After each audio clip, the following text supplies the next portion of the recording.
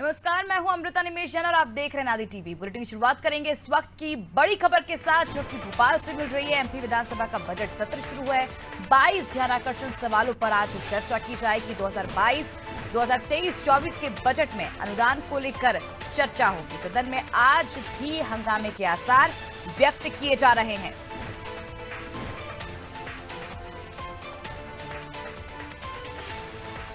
कल जिस तरह विधानसभा में चर्चा के दौरान राजगढ़ विधायक बापू सिंह तंवर ने जिला अस्पताल में सोनोग्राफी न होने का मुद्दा उठाया था। इसके साथ ही सदन में कहा था कि राजगढ़ के जिला अस्पताल में सोनोग्राफी नहीं होने से महिलाओं को परेशानियों का सामना करना पड़ रहा है। चर्चा के दौरान स्वास्थ्य मंत्री डॉक्टर प्रभुराम चौधरी ने कहा था कि जिला अस्पताल में रोजाना निजी डॉक्टर सेवाएं दे रहे हैं। प्रति मरीज 300 रुपए के मान से डॉक्टरों को दिया जा रहा है। मंत्री चौधरी के जवाब पर विधायक तंवर ने कहा था कि कागज में ही इस तरह के आदेश निजी डॉक्टर यहां ठीक से सेवाएं नहीं दे रहे हैं और ऐसे में महिलाओं की परेशानियां कम होने का नाम नहीं ले रही। उन्होंने सोनोग्राफी के जिला अस्पताल में विशेषज्ञ की नियुक्ति की भी मांग की थी, जिसको लेकर भी हंगामा देखने को मिला था और आज भी कयास लगाए जा रहे हैं कि सदन में आज भी हंगामा होगा। एमपी विधानसभा का बजट सत्र शुरू है। 22 ध्यानाकर्षण सवालों पर आज चर्चा होगी। 2023-24 के बजट में अनुदान को लेकर भी चर्चा होगी।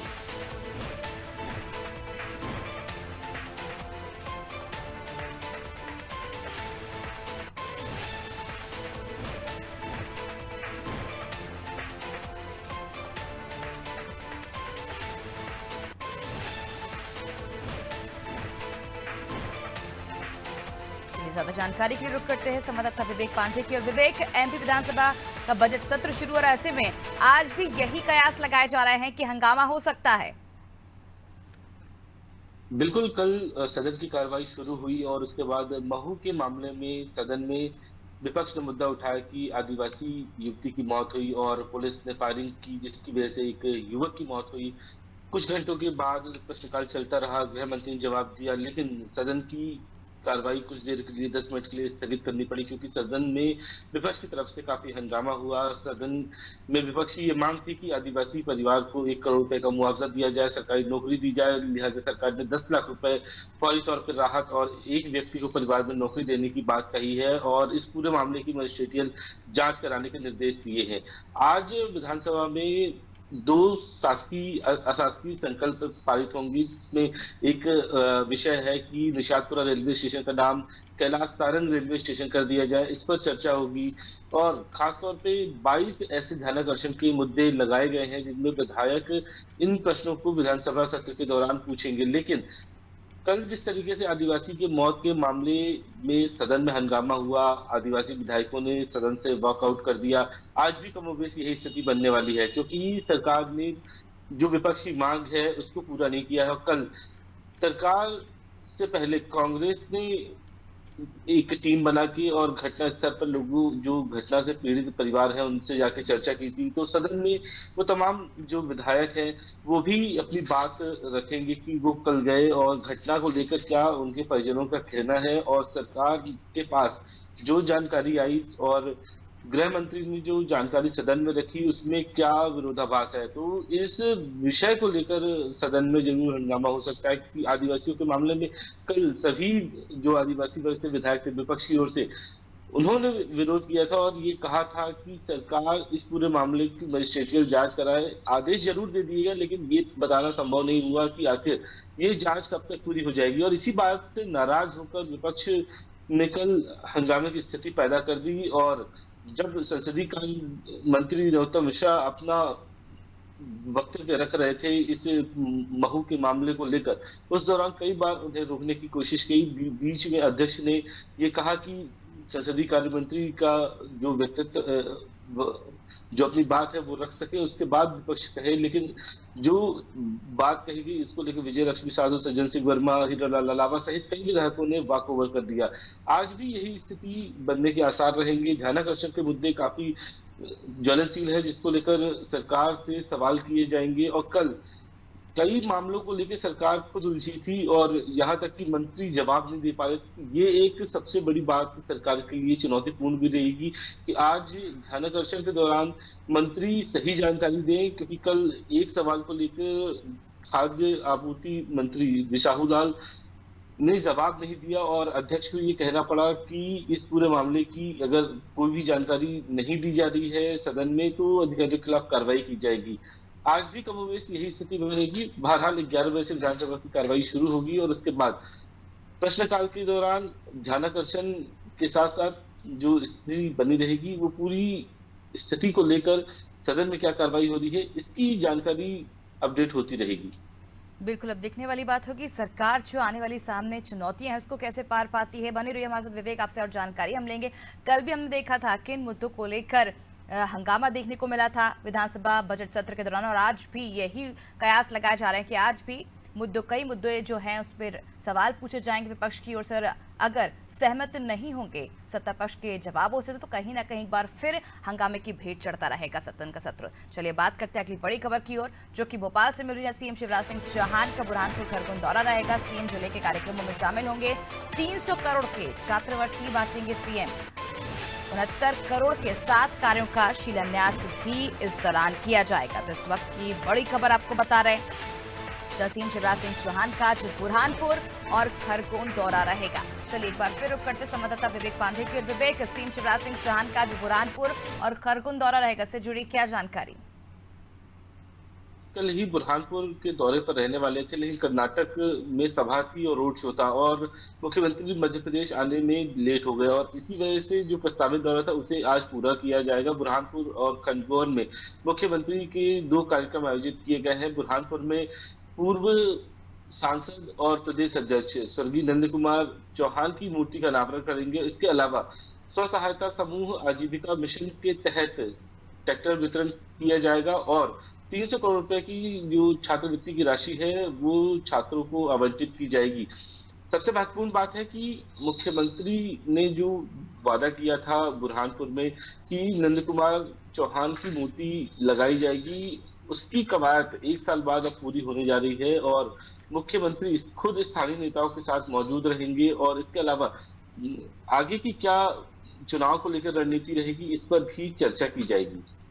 बिल्कुल देखने वाली बात होगी आगे क्या कुछ चर्चा की जाएगी। और आज बुरहानपुर और खरगोन का दौरा रहेगा। कर्नाटक की वजह से डिले हो गया था ये दौरा, जिसके चलते आज सीएम शिवराज सिंह चौहान इस दौरे पर रहेंगे। बने रहे हमारे साथ विवेक, आपसे और जानकारी लेंगे। तो बता दें कि बड़ी सौगात भी वो यहाँ पर दौरे के दौरान देते हुए नजर आएंगे। 69 करोड़ रुपए की सौगात, 7 कार्यों को शिलान्यास भी किया जाएगा। चलिए बात करते हैं अगली बड़ी खबर की ओर, जो कि भोपाल से मिल रही है। नगर निगम की बजट 21 मार्च को नगर निगम का जो बजट है उस पर मीटिंग की जाएगी। बैठक में कई अहम मुद्दों पर चर्चा होगी। कांग्रेस पार्षद बैठक में हंगामा कर सकते हैं। चलिए एक बार फिर रुक करते संवाददाता विवेक पांडे की। विवेक, नगर निगम का जो बजट है वो 21 मार्च को इस पर मीटिंग बुलाई गई है, क्या कुछ जानकारी? देखिए, इस बैठक को लेके एजेंडा जारी हुआ है और शहर के कई विकास कार्यों को लेकर रणनीति बनाई गई है, लेकिन महत्वपूर्ण बात है कि सड़क से लेकर स्टेडियम तक के नाम परिवर्तन करने के विषय पर सहमति बन सकती है। हालांकि कांग्रेस के जो पार्षद है उनकी तरफ से विरोध जरूर देखने के लिए मिलेगा, क्योंकि व्यक्तिगत कनेक्शन के मामले में अभी तक कोई प्रस्ताव तैयार नहीं हुआ है। खुद महापौर ने अपने जो उनका एजेंडा था, जिस एजेंडे के तहत वो चुनाव में उतरी थी, उन्होंने कहा था कि हर व्यक्ति, हर कॉलोनी में, हर घर में इंडिविजुअल कनेक्शन दिए जाएंगे पानी के। लेकिन अब तक इस प्रस्ताव पर कोई फैसला नहीं हुआ है और खुद नगरीय प्रशासन मंत्री इस बात को लेकर जवाब दे चुके हैं कि व्यक्तिगत कनेक्शन के लिए 1000 करोड़ रुपए से अधिक की राशि खर्च होगी। ऐसे में नगर निगम के पास कोई प्लानिंग नहीं है। विपक्ष का जरूर ये सवाल रहेगा कि आखिर 6 महीने से अधिक समय हो चुका है और इसके बाद भी इंडिविजुअल कनेक्शन का जो दावा किया गया वो पूरा क्यों नहीं हुआ है। बहरहाल 20 मार्च को MIC की बैठक होगी और 21 मार्च को नगर परिषद की बैठक में भोपाल का जो ये बजट है उसे पेश किया जाएगा। इसको लेकर विपक्ष की तरफ से भी कुछ सुझाव दिए गए हैं। बिल्कुल, कई सुझाव भी दिए गए। विवेक, ये भी जानना चाहेंगे, जिस तरह से जानकारी मिल रही है कि नगर निगम इस बार सड़कों और स्टेडियम के नाम भी बदल सकते हैं, कौन कौन सी सड़क होंगी जिनका नाम इस बार बदल सकता है? देखिए, गोविंदपुरा क्षेत्र की 2 सड़कें जिनका नाम बाबूलाल गौर के नाम पे किया जाएगा। इसके अलावा लाल घाटी की ओर जो सड़क है उसे ग्रुप कैप्टन वरुण सिंह के नाम पे किया जा सकता है। इस पर फैसला हो जाएगा। खास बात यह है कि ऐशबाग स्टेडियम का नाम कैलाश सारंग के नाम पे रखने पर असहमति जरूर हो सकती है, क्योंकि एक तरफ से निशातपुर रेलवे स्टेशन का भी नाम आज सदन में अशासकीय संकल्प में पारित हो जाएगा, और ऐसे में भोपाल में कैलाश सारंग के नाम पर ऐशबाग स्टेडियम करना, इस पर कांग्रेस जरूर पार्षदों की आपत्ति रहेगी। और सबसे महत्वपूर्ण बात है कि विंड और सोलर प्रोजेक्ट को लेकर ये कांग्रेस की जरूर आपत्ति रहेगी कि आखिर 2 बार एमआईसी की बैठक और परिषद की बैठक में इस प्रस्ताव पे चर्चा हो चुकी है, और इसके बाद भी इस प्रोजेक्ट को लेकर आया जाएगा। इस पर कांग्रेस की सबसे बड़ी आपत्ति रहेगी। बहरहाल 3 साल के बाद परिषद में महापौर इस बजट को पेश करने जा रही है, और विपक्ष ने साफ किया था कि कोई नया टैक्स बहरहाल जनता पे न लगाया जाए, साथ ही जो पानी की और जो अन्य टैक्सेस है उनमें कटौती की बात कही थी। बहरहाल 21 मार्च को स्पष्ट हो जाएगा कि आखिर नगर सरकार ने राजधानी वासियों के लिए क्या सौगात दी है। बिल्कुल विवेक, अब देखने वाली बात हो क्या कुछ नाम बदलाव देखे जाएंगे और क्या कुछ इस बैठक के दौरान चर्चाएं होंगी। बने रहिए आप हमारे साथ विवेक, आपसे और जानकारी हम लेंगे। तो बता दें, मध्य प्रदेश की राजधानी भोपाल में 21 मार्च को नगर निगम की मीटिंग होगी और इससे ऐशबाग स्टेडियम और सड़कों के नाम बदलने समेत विंड प्रोजेक्ट के प्रस्ताव रखे जाएंगे, और देखने वाली बात होगी इस बजट के दौरान क्या कुछ हंगामा हो सकता है। चलिए बात करते हैं अगली बड़ी खबर की ओर, जो कि भोपाल से, जहां पर बोर्ड परीक्षा पेपर लीक मामले में 9 केंद्र अध्यक्ष और सहायक केंद्र अध्यक्ष को निलंबित कर दिया गया है। माध्यमिक शिक्षा मंडल ने डीपीआई आयुक्त को इसे लेकर पत्र भी लिखा है। डीपीआई आयुक्त को कार्रवाई करने के लिए पत्र लिखा गया है। चलिए इस पूरी खबर को जानने का प्रयास करेंगे संवाददाता विवेक से। विवेक, क्या ये पूरा मामला? देखिए, मध्य प्रदेश में 10वीं और 12वीं की परीक्षाएं चल रही हैं, और ऐसे में कथित तौर पे पेपर लीक की घटनाएं भी आ चुकी है। भोपाल, सतना, भिंड जिले में ये घटनाएं उजागर हुई, और जिसके बाद ये दावा किया गया कि 249 रुपए में पेपर टेलीग्राम के जरिए बांटे जा रहे हैं। और इस बात की जो जानकारी बाद में शिक्षा मंडल को लगी, तो फौरन ही 6 लोगों की कमेटी गठित कर दी, और भोपाल में एफआईआर दर्ज करने के लिए क्राइम ब्रांच के पास भी लोक शिक्षा संचालय और माध्यमिक शिक्षा मंडल की तरफ से बात कही गई। लेकिन जब ये 6 सदस्यीय टीम ने जब इस मामले की जांच की, तो पाया गया कि 9 केंद्र अध्यक्ष और सहायक केंद्र अध्यक्ष इस गड़बड़ी के मामले में शामिल है, और तत्काल ही उनके खिलाफ कार्रवाई कर दी गई है। बहरहाल मुख्य सचिव की तरफ से भी कलेक्टरों को ये निर्देश दिए गए हैं कि परीक्षा केंद्रों पर परीक्षा पत्र जब भेजे जाए उस वक्त राजस्व के अधिकारी मौजूद रहे और उनकी निगरानी में ही पेपर खोले जाए, जिससे पेपर लीक होने की आशंका ना के बराबर रहे और परीक्षा में गोपनीयता बरकरार रहे। क्योंकि ये जो कार्रवाई की गई है केंद्र अध्यक्ष और सहायक केंद्र अध्यक्ष पर, और ये स्पष्ट कहा गया है कि परीक्षा की गोपनीयता बनाए रखने की अधिकारियों की जिम्मेदारी थी, लेकिन उन्होंने निर्वहन नहीं किया, जिसकी वजह से गोपनीयता भंग हुई है। यहाँ तक कि ये बात कही गई है कि कई केंद्र अध्यक्ष और सहायक केंद्र अध्यक्ष की लापरवाही की वजह से पेपर आउट हुए हैं। यानी कि पेपर आउट हुए ये कथित नहीं, बल्कि ये स्पष्ट हो गया है कि केंद्र अध्यक्ष और सहायक केंद्र अध्यक्ष की इतनी गंभीर लापरवाही है कि 10वीं और 12वीं के बोर्ड पेपर में उन्होंने लापरवाही की, और इसके बाद हस्तक्षेप करना पड़ा मुख्य सचिव को, और उन्होंने ये निर्देश दिए सभी जिलों कलेक्टर की थाने से जो परीक्षा केंद्र तक पेपर जाएंगे उनमें ड्यूटी लगाई जाएगी राजस्व अधिकारियों की, और राजस्व अधिकारी ही पेपर की जो सील है वो ओपन करेंगे, और उसके बाद ही पेपर वितरित किया जाएगा। बिल्कुल, कहीं ना कहीं जो अधिकारी हैं उनकी एक बड़ी लापरवाही सामने आई है, यहाँ पर विवेक देखा जा सकता है साफ, और इसके साथ ही कहीं ना कहीं विद्यार्थियों के भविष्य के साथ भी खिलवाड़ हो रहा है। ऐसे में क्या लगता है कि आने वाले दिनों में ये परीक्षा रद्द की जा सकती है, दोबारा हो सकती है?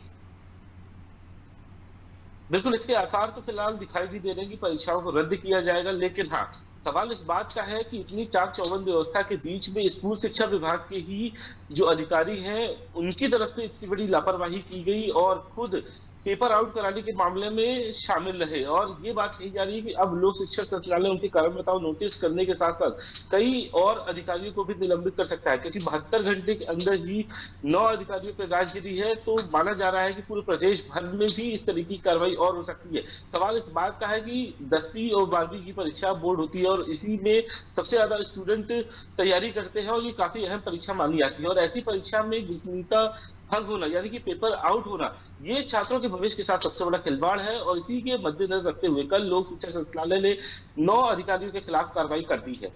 बिल्कुल, अब देखने वाली बात होगी और क्या कुछ जो नाम है वो सामने आते हैं और परीक्षा जो है दोबारा से शुरू की जाएगी, इसे रद्द किया जाएगा, ये भी देखने वाली बात होगी, क्योंकि लगातार जो विद्यार्थी हैं उनके भविष्य के साथ कहीं ना कहीं खिलवाड़ किया गया है। टेलीग्राम के जरिए पेपर लीक हुआ, कई विद्यार्थियों ने इसे खरीदा और उसके बाद जो अधिकारी उन्हें निलंबित किया गया है। अब देखने वाली बात होगी जिस तरह से विद्यार्थियों के साथ कहीं ना कहीं खिलवाड़ हुआ है उनके भविष्य के साथ, आने वाले दिनों में शिक्षा विभाग क्या कुछ सख्त कदम उठाता है, ये भी देखना दिलचस्प होगा। चलिए बने रहिए हमारे साथ विवेक, आपसे और जानकारी हम लेते रहेंगे।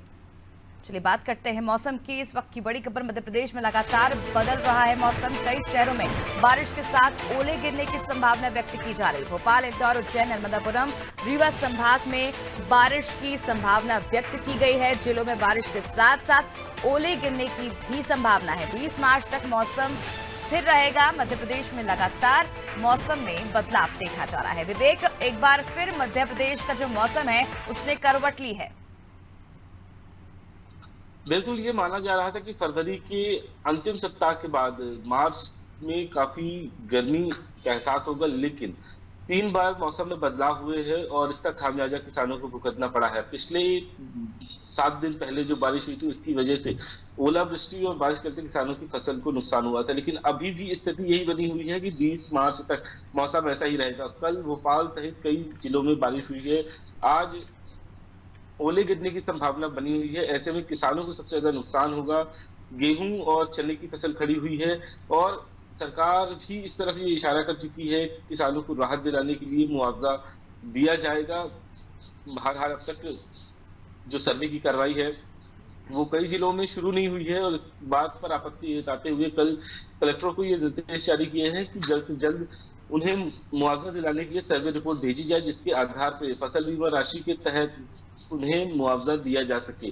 लेकिन ये मौसम क्यों एक्टिव हुआ ये भी जानना एक बड़ा दिलचस्प होगा और मौसम वैज्ञानिकों का ये कहना है कि अफगानिस्तान की ओर से ऊपरी सतह पे हवा में जो चक्रवात बन रहा है उसकी वजह से इस मौसम की बदलाव के कारण है। अचानक नमी और बारिश और ओले जैसी स्थिति का जो सीधा असर है वो यही है कि अफगानिस्तान की ओर से जो हवाएं हैं उनमें चक्रवात की स्थिति बन रही है और पश्चिमी विभोग की तरफ से आने वाली हवाओं में ट्रफ लाइन बन रही है। वो सबसे ज्यादा मध्य प्रदेश के लिए परेशानी का सबक है, खासतौर पे किसानों के लिए है जो आस लगाते बैठे हुए हैं कि उनकी फसल बेहतर होगी, उन्हें अच्छा दाम मिलेगा, लेकिन उससे पहले मौसम की मार से उन्हें सबसे ज्यादा नुकसान पहुंचा है। बिल्कुल विवेक, मौसम की वजह से कहीं ना कहीं लोग तो परेशान हो रहे हैं, लेकिन सबसे ज्यादा जो आफत है वो किसानों पर है। ऐसे में विवेक, अगर हम बात करें स्वास्थ्य विभाग की, तो बदलते मौसम को लेकर स्वास्थ्य विभाग क्या कुछ अलर्ट कर रहा है लोगों को?